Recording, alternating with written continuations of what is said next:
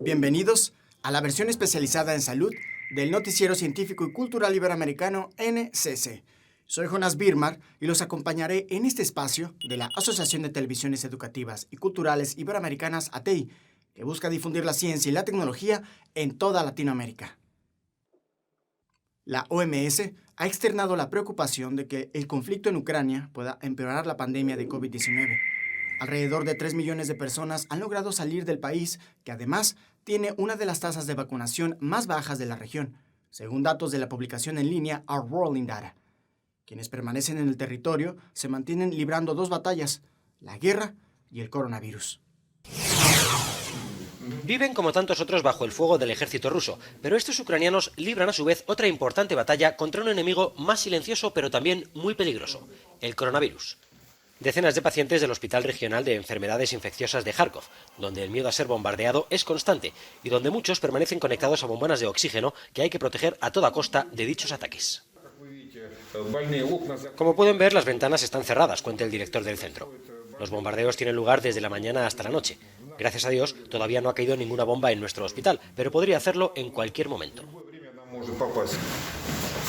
Inevitablemente, la guerra ha multiplicado las tareas del personal sanitario, hasta el punto que se ha habilitado un refugio antibombas en el sótano del hospital para transportar a los pacientes más enfermos y debilitados tan pronto como sea necesario. Bajamos aquí varias veces al día. La mayoría de las veces es por la noche, pero si suenan las sirenas antiaéreas y oímos los bombardeos, también lo hacemos durante el día. Los problemas de transporte causados por la guerra están afectando al trabajo de gran parte del personal sanitario, por lo que algunos trabajadores se han instalado en los sótanos del hospital. Hay mucha gente que no puede llegar hasta aquí a trabajar, así que intentamos arreglárnoslas con el personal que tenemos. Los que han podido venir se quedan aquí, confiesa otra de las directivas del centro. El número de contagios diarios por COVID-19 en Ucrania alcanzó su máximo histórico a mediados de febrero, cuando se llegó a los 40.000 casos diarios. Más adelante comenzó a descender y entonces estalló la guerra. Desde ese día, la pandemia ha pasado a un segundo plano. Son millones los ciudadanos ucranianos que han logrado salir del país durante la invasión rusa, que ha tenido lugar en el primer bimestre de este año. Entre ellos, algunos pacientes que esperaban ser atendidos por alguna enfermedad, justo antes de que estallara el conflicto, como el caso de un pequeño que lucha contra la leucemia y que busca retomar su tratamiento como refugiado en Irlanda. Tras huir de Ucrania, un niño de 5 años espera curar su leucemia en Irlanda. Leonid iba a recibir esta semana un trasplante de médula ósea, pero tras la invasión rusa huyó con su familia a Irlanda, donde ahora espera ser tratado gracias a la generosidad de la población local.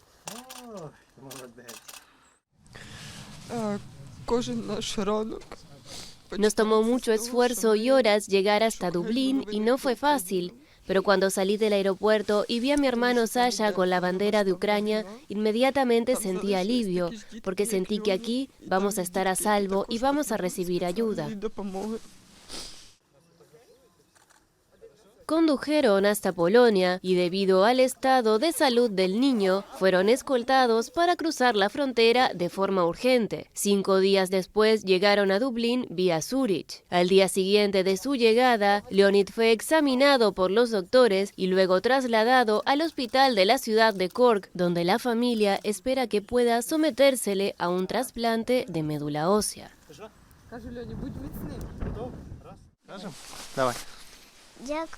Gracias a las personas que nos ayudan. Yana confiesa al mismo tiempo que sufre el síndrome del superviviente, sintiéndose culpable por haber sobrevivido al sangriento conflicto. Gracias a los avances en la medicina, se ha logrado con éxito trasplantar riñones de cerdo con modificaciones genéticas a pacientes diagnosticados con muerte cerebral, en un procedimiento que busca nuevas posibilidades en el desarrollo de la medicina. No obstante, el primer paciente con quien se intentó un trasplante de corazón de cerdo a humano ha fallecido. La primera persona que recibió un trasplante de corazón de cerdo murió 2 meses después del histórico procedimiento. David Bennett, de 57 años, falleció el 8 de marzo, tras haberse sometido a la operación el 7 de enero en el hospital de la Universidad de Maryland. El procedimiento generó esperanzas de que el uso de órganos de distintas especies logre algún día resolver la escasez crónica de órganos humanos para donación. El equipo detrás de la operación dijo, no obstante, que mantiene optimismo sobre el éxito de futuros procedimientos. El centro de salud informó que tras la cirugía, el corazón trasplantado funcionó muy bien durante varias semanas sin signos de rechazo. Pero la condición del paciente empezó a deteriorarse hace varios días, y después de que quedó claro que no se recuperaría, se le brindaron cuidados paliativos. Antes del trasplante, Bennett estaba postrado en la cama y conectado a una máquina de soporte vital de emergencia. Se consideró que no era elegible para un trasplante humano, lo que ocurre cuando el receptor tiene una mala salud subyacente. Los medios estadounidenses revelaron que Bennett había sido condenado por apuñalar a un hombre varias veces en 1988, dejando a la víctima paralizada antes de morir en 2005. Los expertos en ética médica sostienen que los antecedentes penales de una persona no deberían influir en su futuro tratamiento de salud. La enfermedad renal crónica es un grave problema para la salud pública del mundo, que además está ligada a las enfermedades con mayor prevalencia, como la diabetes y la hipertensión, un padecimiento que demanda una cantidad importante de recursos a los sistemas de salud y que en su tratamiento precisa el trasplante de riñón como la mejor opción para una óptima recuperación. La enfermedad renal crónica es un padecimiento catastrófico y un grave problema de salud pública que ha ido creciendo en México de una manera alarmante. Jalisco es el primer lugar a nivel nacional con casos de pacientes renales. Es una de las principales causas de atención de hospitalización y en los servicios de urgencias. Es considerada catastrófica debido al número creciente de casos, por los altos costos de su atención tanto en recursos humanos, de infraestructura, la detección tardía y la alta demanda en la terapia de sustitución que no se dan abasto, como las diálisis y hemodiálisis, pero el tratamiento es sin duda el trasplante de riñón. ¿Pero qué provoca que cada vez existan más enfermos renales, además de las causas genéticas? El jefe del Servicio de Nefrología del Hospital Civil Fray Antonio Alcalde, Jonathan Chávez, explica. Es una enfermedad que la puede tener quien sea, pero sí tenemos bien identificados ciertos factores de riesgo como los más importantes, por ejemplo, diabetes, hipertensión, obesidad, bajo peso y prematurez, consumo de analgésicos de forma crónica y ciertas exposiciones que también dan riesgo, por ejemplo, tener cáncer, recibir quimioterapia, entre otras cosas, pero esos que mencioné son los más importantes.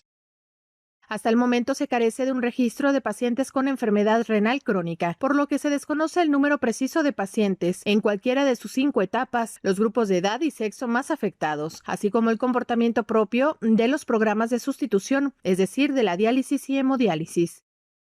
La primera sin duda sería el trasplante. No hay duda que el trasplante mejora la calidad de vida y también el tiempo que un paciente va a vivir. Y además de eso es costo efectiva, lo que quiere decir que lo que se invierte en pagar los tratamientos es redituable, pues. Por lo tanto, en todos los lugares del mundo se debe promover la cultura de la donación y del trasplante también.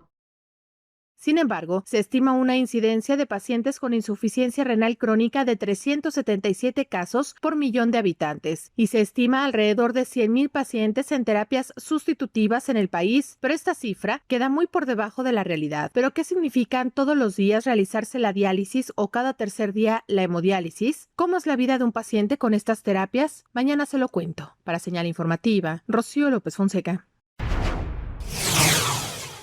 El Instituto Colombiano del Bienestar Familiar ha creado una iniciativa que busca beneficiar a niños y niñas que pertenecen a comunidades étnicas de la región en situación de vulnerabilidad.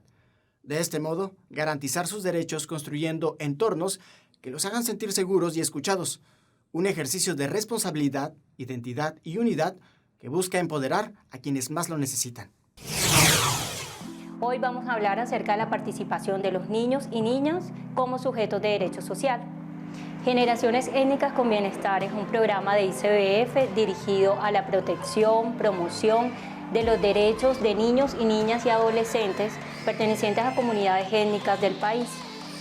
Mediante encuentros vivenciales que realizamos semanalmente durante el mes, generamos diálogos entre los pares, es decir, entre los mismos niños, y diálogos intergeneracionales que evoquen o que orienten a los niños a autorreconocerse como sujetos de derechos, que identifiquen que son esa voz para ser escuchada, para ser protegidos, que aprendan a qué tienen derecho y también cuáles son sus deberes.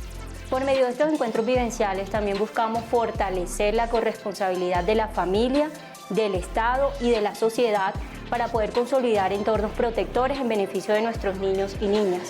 Buscamos también empoderarlos a través de diferentes proyectos de vidas identificados por ellos mismos para poder consolidar el tema de sujetos de derecho. Desde la Cruz Roja Seccional Cundinamarca y Bogotá hacemos la invitación a toda la comunidad en general a ser actores activos y partícipes de la construcción de este proceso en beneficio de todos nuestros niños y niñas, porque juntos somos más. Ante la escasez de vacunas contra la COVID-19 durante las jornadas de vacunación, distintos países en la región latinoamericana buscan estrategias para la producción de fármacos localmente, que además pueda funcionar también como centro de investigación para el impulso del desarrollo médico. Con este espíritu, Cuba inaugura un nuevo complejo para la investigación biotecnológica.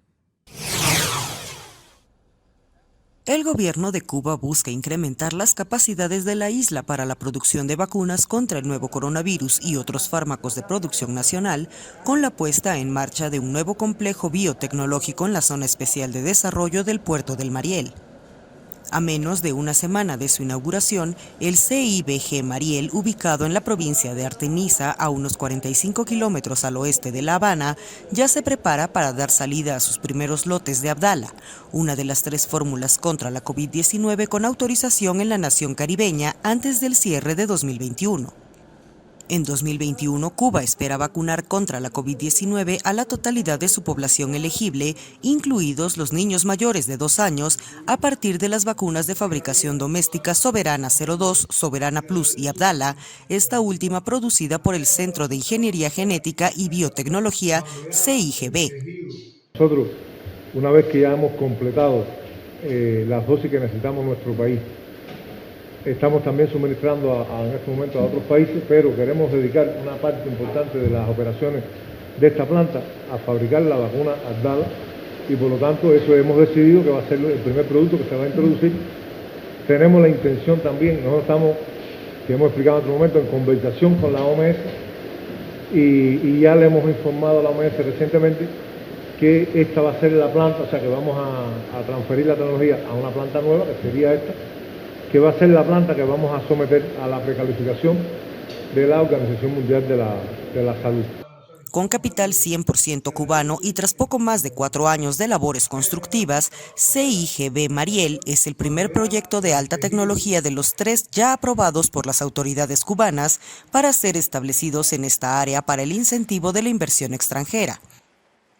El CIGB Mariel también llevará adelante la producción de Symavax, la vacuna cubana contra el cáncer de pulmón en ensayos clínicos en la isla y Estados Unidos, como parte de los estudios conjuntos entre el Centro de Inmunología Molecular de Cuba y el Instituto Roswell Park en Nueva York. Precisamente, la Zona Especial de Desarrollo Mariel vislumbra el nacimiento de la empresa Innovative Immunotherapy como proyecto futuro en el terreno de la industria biofarmacéutica tras la alianza del Centro de Investigación estadounidense y 2 entidades cubanas.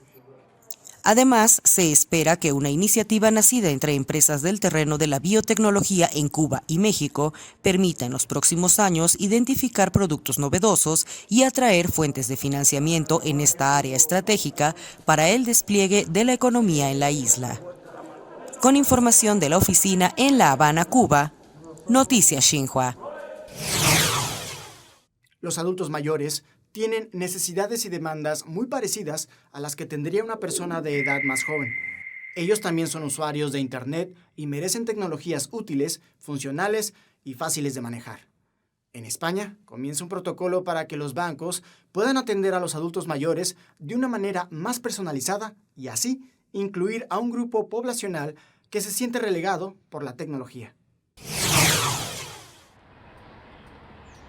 Este jubilado español de 78 años ha logrado que los bancos revisen algunas de sus prácticas.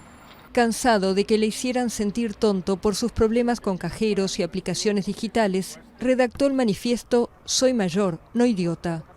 Yo tengo Parkinson y de hecho mi problema nació en esto. Yo normalmente acudo a horas que no voy a generar colas porque me pongo más nervioso y esto es un círculo vicioso. Pero por otra parte hay un detalle que se nombra muy poco y es que los mayores, aunque tengamos voluntad de aprender, podemos aprender hoy y pasado mañana habersenos olvidado. Es decir, que la digitalización tiene que ser en varias vías. San Juan no imaginó el revuelo que causaría. Su manifiesto terminó en change.org y en pocas semanas alcanzó decenas de miles de firmas, al punto que el anciano fue recibido por las autoridades y a fines de febrero los bancos firmaron un protocolo en el que se comprometen a mejorar su atención a los ancianos. Carlos San Juan nos ha hecho ver a todos que necesitamos atender a quienes no pueden ir tan rápido y a quien siempre necesitará una ayuda por sus circunstancias personales. Ese elemento de permanencia es el que se nos había escapado. El protocolo creemos que aporta una sensibilidad nueva respecto de personas mayores, con horarios amplios de atención personalizada y trato preferencial en las oficinas, asistencia telefónica igualmente personal y preferente, cajeros y aplicaciones informáticas adaptados a sus necesidades con menús y lenguaje simplificado. Desde que estalló la crisis financiera de 2008, han desaparecido más de la mitad de las oficinas bancarias en España y el número de empleados en el sector cayó casi un 40%. Y la pandemia de coronavirus consolidó todavía más la digitalización. En el campo español, el abandono de los bancos tiene un aire irreversible y algunos intentan paliarlo con soluciones imaginativas. Es el caso de este bibliobús de la Diputación de Salamanca, que lleva 3 décadas repartiendo cultura por los pueblos, y en noviembre se le incorporó un cajero automático. Pero muy pocos saben usarlo. Pues es que lo que necesitábamos era que vinieran, nos dieran unas clases de cómo se funcionan las tarjetas, porque las nuevas tecnologías nosotros no las entendemos. Eso es para la gente joven. Entonces es lo que necesitamos. Luego, una vez que ya no sepamos manejar la tarjeta, pues ya nos defenderemos aquí. Para las autoridades es un primer paso, aunque admiten que de todos modos lo que quieren los ancianos es atención humana.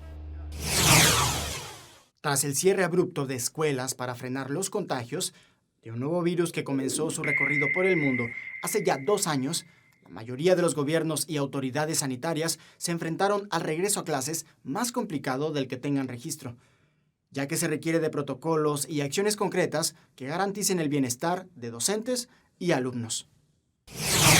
Totalmente presencial, sin aforos y por primera vez desde el inicio de la pandemia, los escolares chilenos regresaron a las aulas para iniciar un nuevo ciclo académico.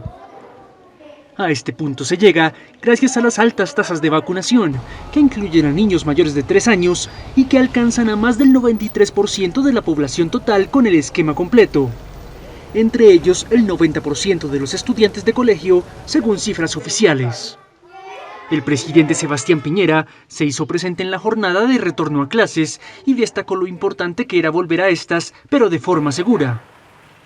Es que desde la aparición del coronavirus no había habido consenso entre el gobierno, que era partidario de regresar a las aulas, y el gremio de profesores, que por meses denunció que no existían los medios e infraestructura para cumplir aforos y protocolos sanitarios. Pero este año, el Ministerio de Educación impulsó una campaña para volver sin condiciones a las aulas de forma obligatoria a partir de marzo. A su vez, condicionó el pago de ayudas económicas a los centros escolares a que volvieran a la presencialidad. Hasta ahora el 90% de centros educativos de Chile estaban funcionando con clases presenciales, pero la mayoría se impartían de forma híbrida, es decir, intercaladas con lecciones virtuales, y era obligatorio asistir. La Organización Mundial de la Salud asegura que uno de los obstáculos más grandes para hablar abiertamente de la salud mental, pero sobre todo para las personas que buscan tratamiento, es el estigma que existe en torno a este tema, que incluso pasa desapercibido en algunas regiones como Venezuela, en donde, sin cifras oficiales, se liga a la indigencia o situación de calle, a la falta de tratamientos e información en torno a la salud mental. En la mayoría de los casos, pasa desapercibida e incluso ignorada. Así está la salud mental en Venezuela. No hay cifras oficiales y el gobierno no hace ningún comentario sobre el Sistema Nacional de Salud Mental, pero abundan las historias que en forma de anécdota o denuncia ponen de manifiesto el abandono en que se encuentra este sector. Así lo explicó el médico Pedro Delgado, miembro de la Sociedad Venezolana de Psiquiatría. La mayoría de los hospitales de salud mental o están inoperativos o están a una operación, digamos, muchísimo menor a la demanda. Eso es una realidad que existe prácticamente en todo el país. 45 de los 48 hospitales psiquiátricos están arruinados, algunos cerrados por completo, mientras cientos de pacientes están hoy a la deriva, como lo califica el especialista. O sea, yo me atrevo a calificar eso de indolencia. Realmente no hay interés por darle atención al paciente psiquiátrico o con un problema de salud mental, o muy poco interés. Un pequeño estudio revelado por médicos de manera voluntaria y anónima evidencia que hay pacientes olvidados dentro de centros de salud mental, otros en casas de familiares y el resto deambula entre la indigencia que se extiende en medio de la crisis económica. El 90% de esos indigentes tenían un problema de salud mental. O sea, ¿qué quiere decir eso? Eran pacientes con un problema de salud mental que andaban en la calle. Como en Venezuela se habla muy poco sobre la salud mental, reina el desconocimiento respecto a las enfermedades psiquiátricas y quienes la padecen son víctimas del estigma en una sociedad que está luchando con demasiados problemas a la vez, lo que deja poco espacio para la reflexión y la empatía. Gracias por acompañarnos en este viaje informativo en el Noticiero Científico y Cultural Iberoamericano NCC, especializado en ciencias médicas y tecnología de la salud. No se pierdan las emisiones especiales de Tecnología y Cultura con Ana Cristina Olvera e Iván Carrillo. Gracias a los socios de ATEI, que a través de sus plataformas hacen posible esta transmisión. También gracias a las agencias informativas AFP, EFE, Notimex, Xinhua, Euronews y Deutsche Welle. Visite nuestra página noticiasncc.com. Utilice nuestra aplicación móvil y síganos en nuestras redes sociales. Nos encuentran como NCC Iberoamérica. Soy Jonas Birmar. Cuídense mucho. Nos vemos en la próxima.